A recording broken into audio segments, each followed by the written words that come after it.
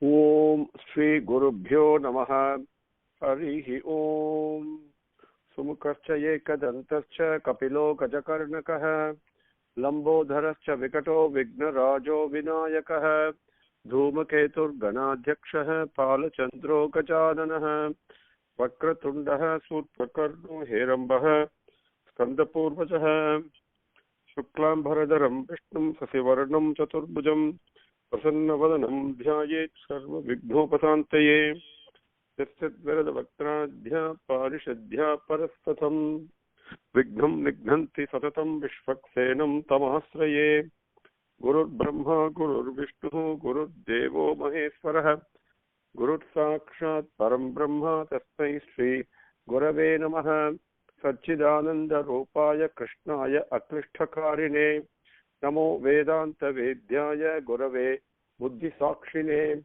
Krishnadvaipaya Namvyasam Sarva Bhuta Hiteratam Vedabhya Bhaskaram Bande Samadhi Nilayam Munim Sahasra Murte Purushottamasya Sahasra Netranana Padabahoho Sahasra Namnam Stavanam Pratastam Niruchyate Janma Jaradi Shantyai. Now with Bhagavan Sanugraham, let us continue where we left off last time. Adridasvadridasvatya pragvam so vamsavardhanaha bharaprit katito yogi yogi sarva kamadaha. Okay, so we came to Slokam 90 last time. Anubrahakasasthulo gunabran nirguno mahan adridasvadridasvatya pragvam so vamsavardhanaha. Now 91. Bharabhrit katito yogi yogi sat sarva kamadaha asramasramanaha kshamas suparno vayuvahanaha. Bharabhrit katitaha yogi yogi saha sarva kamadaha. Bharabhrit. Now, bharam is immediately to bear, to burden. Okay, the bhrit to support. What are the various things? Bharabhrit, the whole prapancham. Adi Sankara Bhagavan says the whole lokam, which has got things like Garuda and everybody else, but he's bearing all that. When we say the prapancha, we think immediately the physical universe. No, there is so many other devas, I mean, literally thousands of them, and then there is Adi Seshan, who's we believe that Adi Seshan is supporting the whole prapancha, the whole world, right? But Bhagavan bears the burden of that Adi Seshan also. Bharabhrit is this is physically. What about all the mental worries we have? Bhagavan bears that, isn't it? All not only physical, but also mental, psychological, spiritual, emotional, whatever things that need to be borne, supported. The supporter of all that is Bhagavan Bharabhrit, which is personally with us every minute, every kshana. Actually, I am with him. That feeling must come. I am in Bhagavan. I am with Bhagavan. That feeling must come. But Bhagavan is always with you and me, bearing and supporting all our burdens. All our burdens. Whether it's when we say burden, immediately we think of negative things that we have to bear. No, even the positive, even an achievement is a burden, because we have to be very careful that the ego does not come in, isn't it? So everything is supported by Bhagavan. It's a constant supporter. Bharabhrit. Gati taha, as the name implies, Bharabhrit, katitaha. The Gati is different. I pronounced it wrong. It's Katitaha. Katitaha means the what is the one entity that is declared to be the truth by the Vedas, to put it in a simple way, that is Katitaha. All the Vedas proclaim this one entity, Ekam Sat, Ekam Sat. Okay, then it describes it in so many different ways. Unbelievable amount of infinite aspects are there, and it try to capture at least some of those. The Vedas does that, Sahasranamam does that, everything. But the one entity that all these things proclaim and point to and describe and explain and worship, okay, in an unstoppable manner, that is Katitaha. And next one is Bharabhrata Katitaha Yogi. Yogi, immediately we think of a rishi and all that. The yogi means through the one who is attained by the pathway called the yoga. Yoga, there is a process, and yogam is a final goal. The process of purifying one's mind and so to speak, eliminating the thoughts, right, the agitations, by focusing on one entity always. And what is the end that you achieve when you do that process? That is yogi. Yogi Saha. Now, the interesting thing is, if you go to Badri, because you will see Narayana as well as Naranarayana in tapas. And the Badrishwara himself is doing tapas. But the interesting thing here is, unlike all the other yogis who come through different obstacles. Now, obstacles is probably not the right word. There are challenges. Obstacles are given like it's an obstacle course. So you've got to jump over it and to get to your goal, right? So when people like you and me, or even the various rishis who all started out like you and me, and they go through different challenges, different distractions that take them away from the pathway, and they manage to overcome these challenges and still stick to this one particular single-pointed goal. Whereas when Bhagavan does tapas, okay, and he does tapas not because he needs to, he himself is the form of tapas, he himself is the end of tapas also, so he's a tapas swarupi, but he does tapas as in Naranarayana in that avataram to illustrate and point the way to us how to do tapas.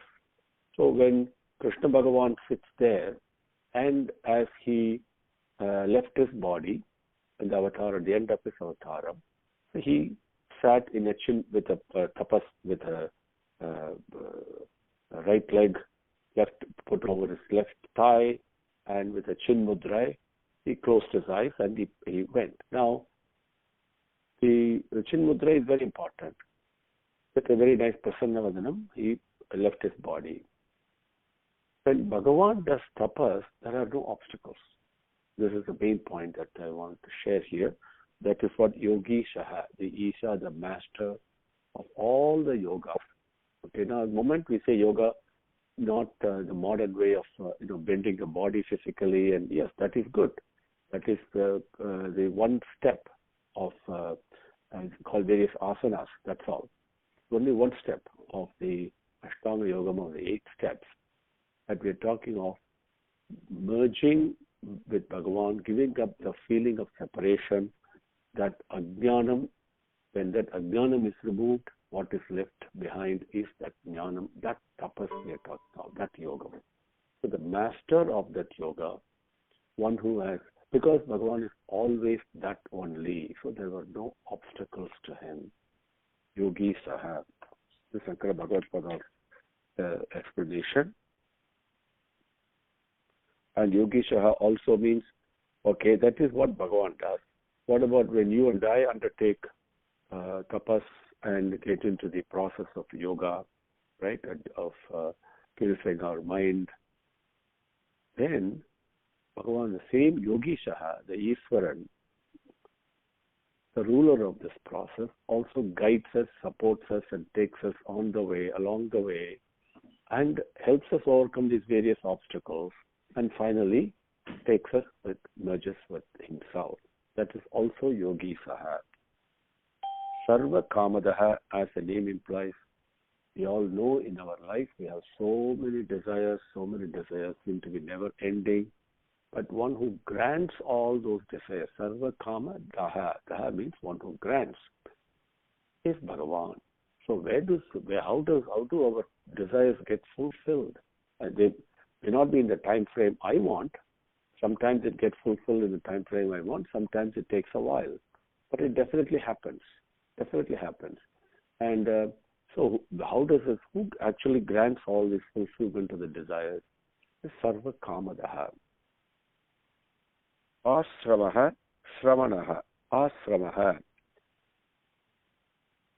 Now, Asraya means protection. If you just physically you look at it, you're moving about in extreme scorching heat, and then you come across a huge tree with a nice shade, then we go sit under that. How do you feel? You feel rested, you feel comforted, you feel protected. So under that shade of the tree, right? Away from all the heat and all that. Physically, if we can picture that, same way, mentally, which is where we all live most of the time, we go through so many agitations, so many tapangal, so many things. It's very hot. It's never peaceful, right? And so where do we get the protection from? Advantage? What shade do we take rest in? That is Asramaha, Bhagavan's Nama, Bhagavan's company, listening to Bhagavan's Charitram, Bhagavan's Avatar Charitram, and listening to the exposition about Bhagavan, the one truth that is there in so many ways. But when we listen to about Bhagavan, immediately you feel rested. And in that moment, regardless of what happened, but we run away from it. Some of us run away from it because the mind says, no, the mind does not want to let go of its control. So it takes us away, keeps us away. But overcoming that with my willpower, with my buddhi, if I just listen to Bhagavan's stories and Bhagavan's exposition, anything about Bhagavan, doesn't matter, whatever it is, could be song, could be dance, doesn't matter, and some stories of devotees, doesn't matter. Whatever it is that puts me in the company of Bhagavan, how do I feel? It's like taking shade, resting under the shade of a huge tree, away from the scorching heat, isn't it? Of the samsara sagaram that we go through, the one who gives us protection. And in spite of all the things, ups and downs that we all go through, the challenges we go through, okay, there's some moments of happiness, moment of misery, this keeps on going. I'm living in fear of what's going to happen next minute, things with that, all the wealth I've accumulated, will I be able to keep it, will I lose it? So many worries are there. People talk to me, so many things, about the recession is going to come, you're going to lose money in the stock market, so many. These are all, who knows and who actually cares, right? But in spite of all these worries, there are two types of fears that we have in our life. One is the natural fear, okay? And like when an animal gets afraid of somebody who's going to, let's say, damage its life. So that natural fear is there. And that fear will always be there so long as I feel separate from myself, separate from Bhagavan. That feeling will always be there, feeling of fear, regardless of how much I study, how much wealth I accumulate, however great I become, doesn't matter. So long as that feeling of separation is there, that I'm separate from Bhagavan, that fear will be there. That is called a natural fear. Now, there is also things called cultivated fears, which is what most of us do. We cultivate fears based upon the desires, whether the desire will get fulfilled, the fulfillment of desire, once it gets fulfilled, will it sustain, right? So many things that in our life that we cultivate. So among both the fears in our life as we go through, the protection, the Australia, the one who gives comfort, the one who gives us hope, And there is something that within us that keeps telling us, no, everything is all right. Everything will be all right. And you move on to the next day, right? So that entity that is giving us Asreya, that is Bhagavan. It's called Asramaha. Okay? Now, Sramam, Asramam. Next word is beautiful. Sramanaha, Asramaha, Sramanaha. So, Sramam is a colloquial word we are familiar with. Sramam means difficulties, right? And challenges and lack of peace, right? So this is the way we call Sramam. We take colloquially, we speak, don't undertake Sramam, sir. Don't take any difficulty because of this. I hope I have not caused you any Sramam. I have not caused you any difficulty in doing this. So colloquially we use. Sramanaha is beautiful. So when I refuse to listen to Bhagavan, refuse to look at him, and even though he's present, I take him for granted and move on and doing all the things he tells me not to do, right? So Bhagavan puts me through these Sramam, these difficulties. So the difficulties are like a visiting card of Bhagavan saying, no, you have forgotten me, look to me, look to me. So till I learn that lesson of looking to him and keeping his company. Once I keep his company, I am under the shade of the tree, no problem. Once I surrender to him, once I give transfer the burden that I'm carrying for my life onto him, okay, because he is Bhattar Bhashyam. And instead of that, I'm carrying all the burden myself. So I'm going through the difficulties.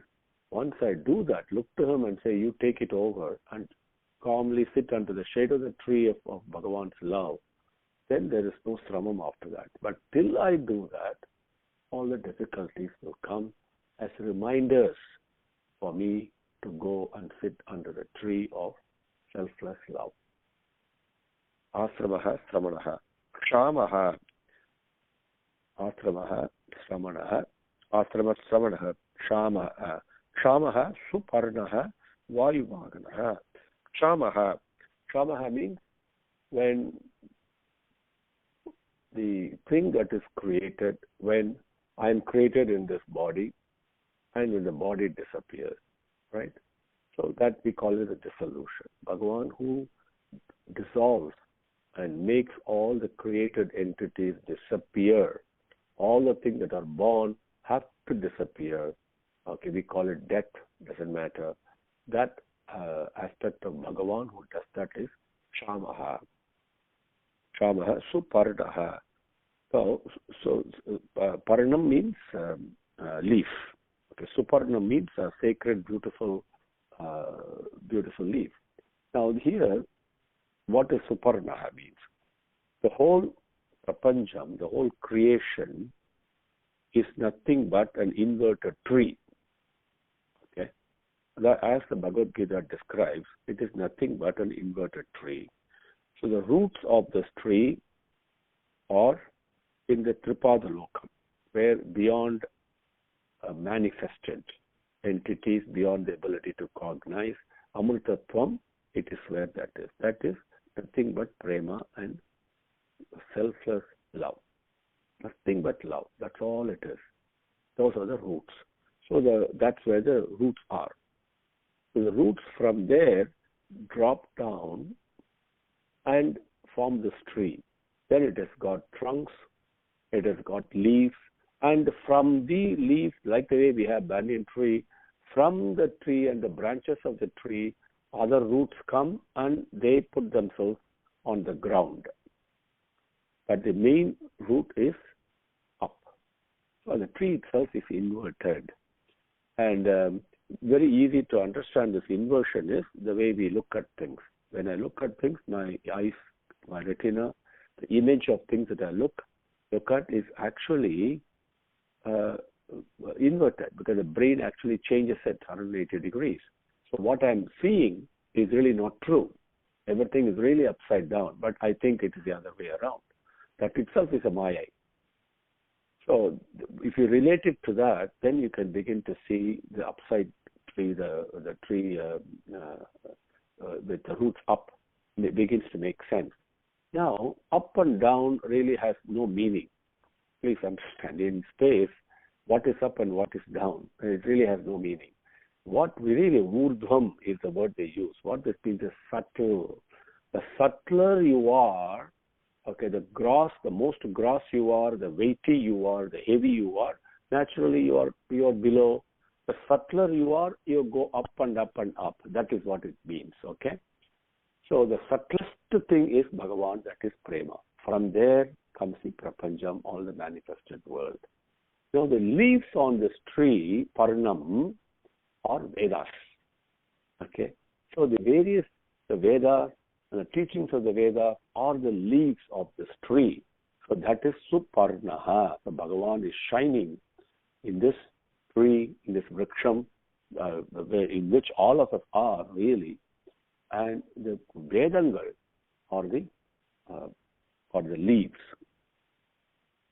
What I just again described in Gita, Bhagavad Gita also describes the same thing. Suparnaha, Vayu Vahanaha.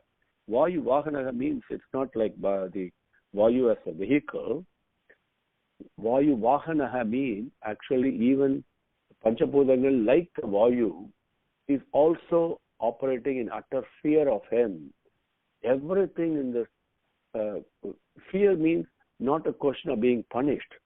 It's a fear of not to cross the line that Bhagavan has drawn. Very important. They all walk on razor's edge, so sharp. All the 5 elements, they do their job not without exactly on the line prescribed by Bhagavan. They don't waver this way or that way. And there is no doubt, there is no dissidence. They just walk on the straight line prescribed by Bhagavan.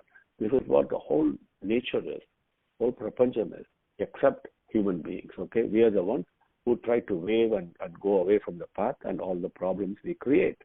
Everything else follows exactly on the line prescribed by Bhagavan. That is, so they operate in utter fear of him. Okay, even though Bhagavan is nothing but prema, the fear is again not one of being punished. Please, because Bhagavan doesn't punish. It's a fear of not making a mistake, okay, not disobeying Bhagavan's command, okay, that aspect, that is Vayu Vahanaha. Then Dhanurdharaha, Dhanurdharo, Dhanurvedo, Dando, Damayita, Damaha, Aparajita Sarvasaho, Niyanta, Niyamo, Yamaha. Dhanurdharaha, as the name implies, Sargam, he carries the bow. Okay. In Bhagavan, in Rama Avataram, he had Kodandam, the bow is called Kodandam. And in Srimad Narayana Avataram, the bow is called Sarga. So that's why we call it Sargapani, we call it. Okay.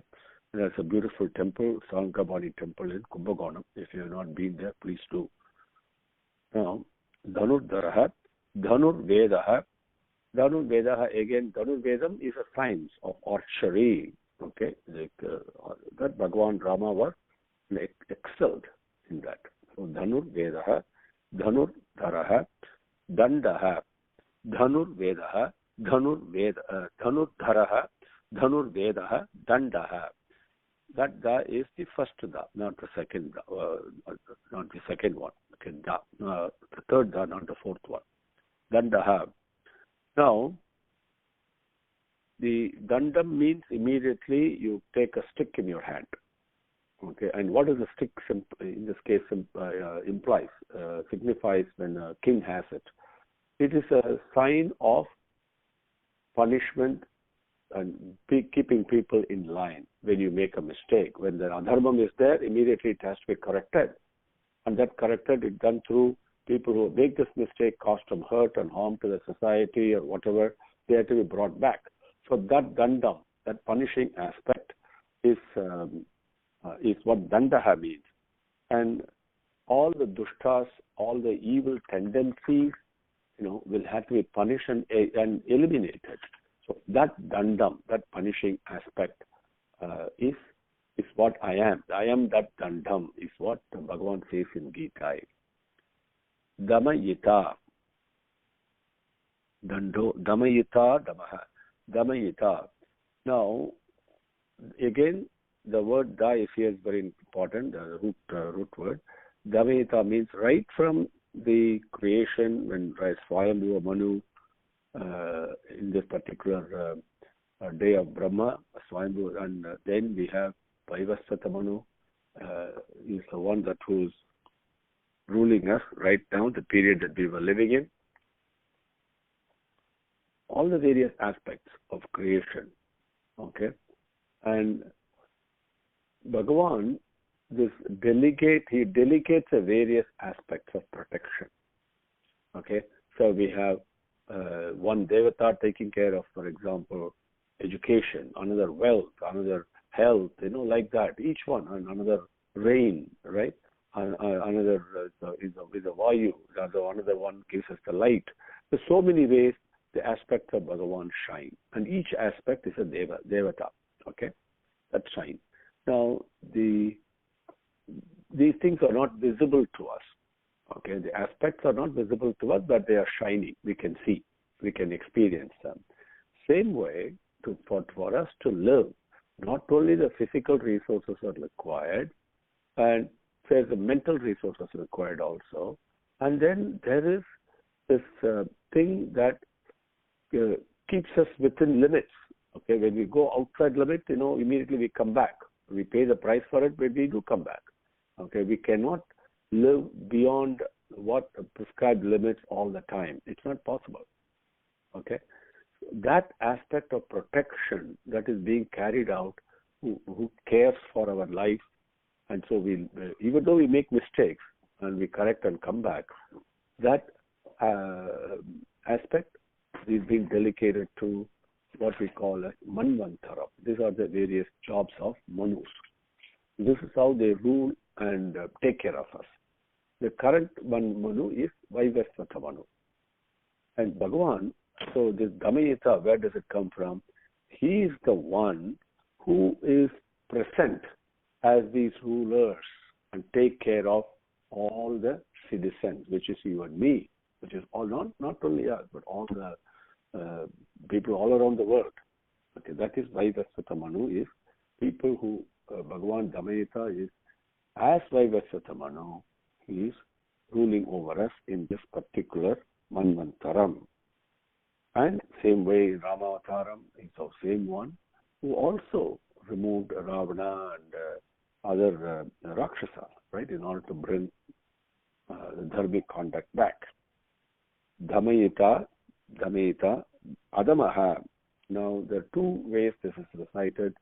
If you look at your book, there is Damayita, Damaha. That ta is extended, then it becomes Adamaha. Damayita, Damaha. Then it becomes, with the ta, it's not extended, then it becomes Damaha. So both ways, again, as all the names are Bhagavan's names, and they just mean different things. Adamaha and Damaha. Adamaha means, as we saw earlier, one who cannot be controlled by anybody. Okay? And we also saw Damodaran, right? The word, if you can remember that. He cannot be controlled by anybody. He can be bound only by the prema of a bhakta. Only bhaktas, true bhaktas only can bind him. Otherwise, you cannot. You cannot catch him, you cannot capture him, you cannot control him. Okay? It's beyond the ability of anybody else. So he has no rulers. He is a master. Okay? Then same with Damaha is beautiful. If you take it as Damaha, see, the moment we talk of control, there is a sense of obedience. That's also implied. We think obedience in this modern world is a bad word, bad thing to do. Everybody wants to be, the big boss, right? Who are you to tell me that rebellion? No, that's not correct, actually. Obedience is a beautiful virtue. When you obey dharma, when you obey elders, when you obey the prescribed good conduct and follow it, there's a certain vinayam aspect that comes into it. So this Damaha talks about that aspect of control, which is of obedience, respectful obedience, one of vinayam. Okay, because for the benefit and the good for not only for me, for everybody. I have to follow certain rules. Even now we do that in our life, right? Without knowing, we call it the law, right? And we follow the certain prescribed rules in driving on the road, for example, and that obedience is there, and we do it automatically. The same thing has to come in mentally, in the way we live, we lead our lives. That the respectful obedience actually opens our mind to education. That aspect that is present in the control, the controlling aspect of this prapancham is damaha. Damayita damaha. So adamaha, damaha, both are Bhagavan. Dhanur vedo dando damayita damaha aparajida sarvasaho niyanta niyamo yamaha. Aparajitaha.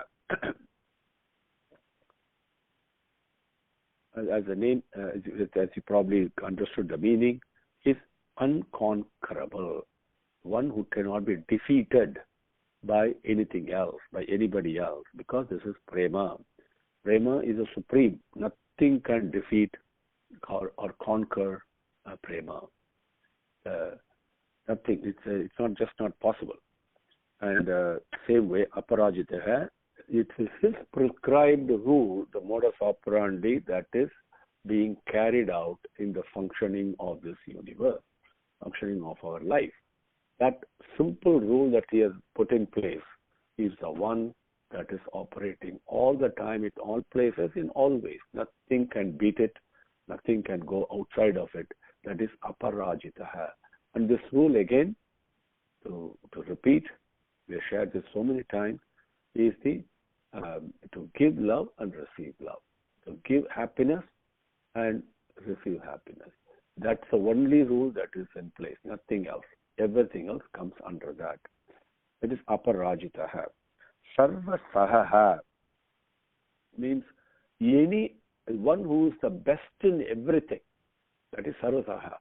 Whether you're talking of singing, whether you're talking of dance, whether you're talking of management, or we're talking of wealth creation, or rulership, or being a farmer, it doesn't really matter. Or a charioteer, or whatever activity is there, whatever matters of knowledge is there, okay, is Bhagavan is the best, the example, the supreme most. That is Sarva Sahaha. And amazing how even the most naughty problems, most difficult problems that we are baffled, don't know what to do, Bhagavan solves it in such a simple manner. It is so easy. It makes it look so easy. When you go through Bhagavan's avatar stories, or have had the blessing to interact with an avataram, you will be amazed how easy and solabam, as we say. No naughty problem is difficult for him. Because he's what we call a samarthyam. That is a true smartness. When we say smart, we think it is street smart. The true smartness is really not only intelligence, but to be able to remove all the knots and make it look so simple. And even in our life, we can see the better you become in any field, the simpler actually your execution becomes. If you look at the exalted singer, most perfect, very accomplished singers like M.S. Subbulakshmi and all you take, the way they sing is always extremely simple. So the perfection lies in simplicity only. Okay, but that simplicity is also attained by perfection. So Sarva Sahaha is the samarthyam in all fields. Sarva Saho, Aparajitaha Sarva Saho, Niyanta, Niyamo Yamaha, Niyanta. Then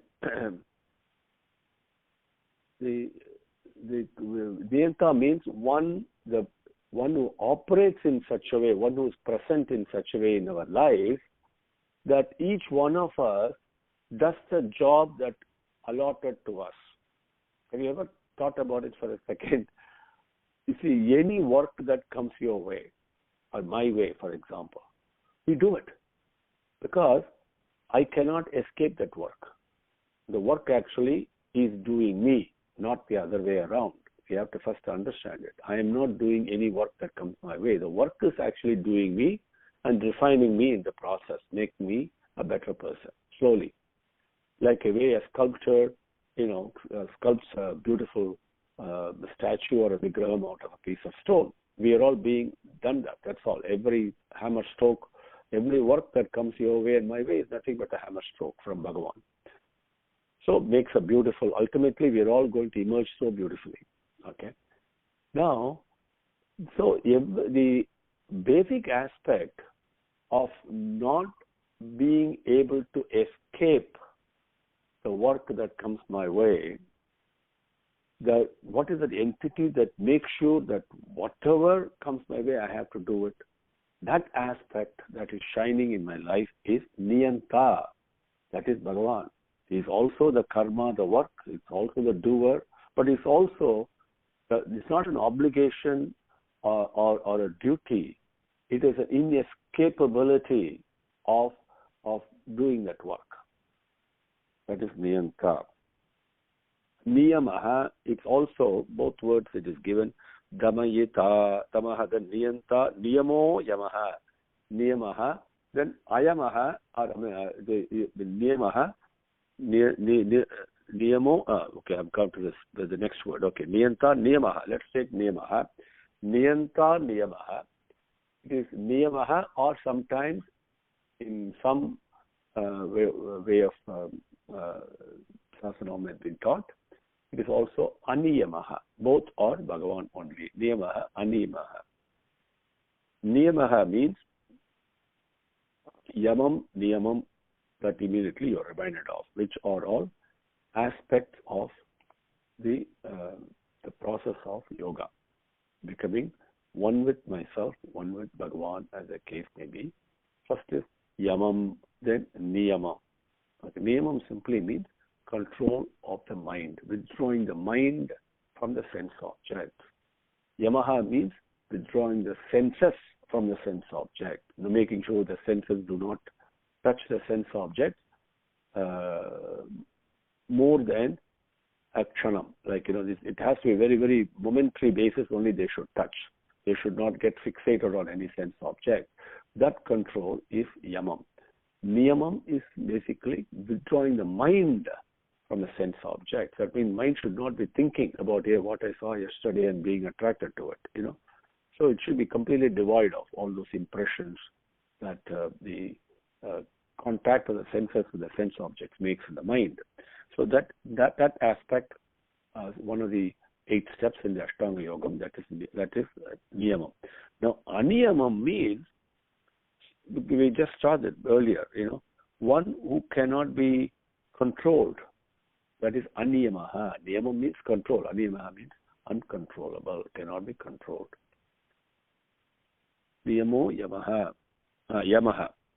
And again, here also there are 2 lessons. One is Yamam, the other is Ayamam.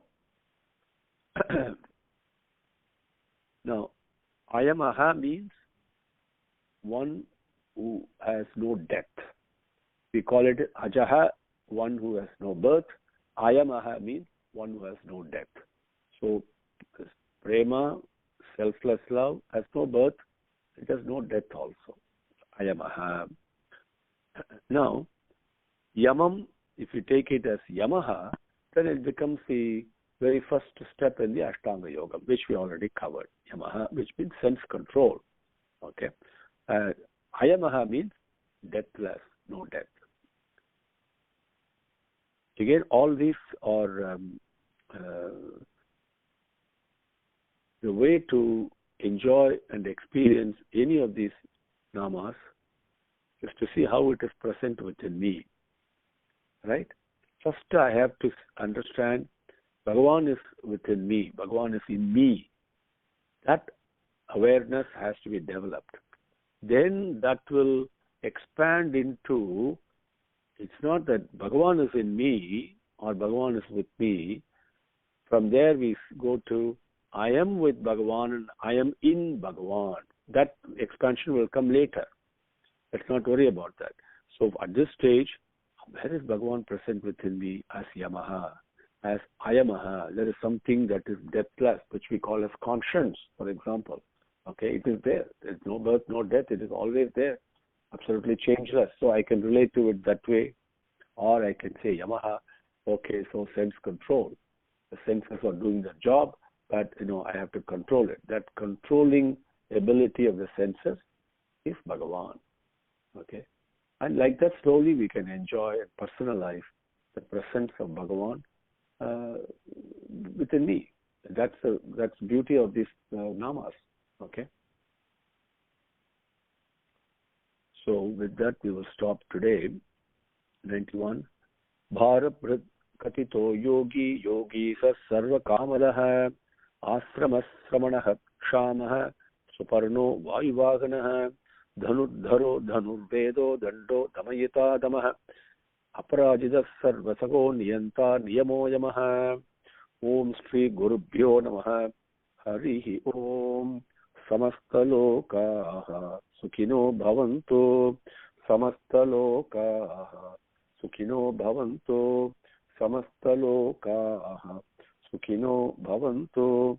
Om Shanti Shanti Shanti. Harihi Om.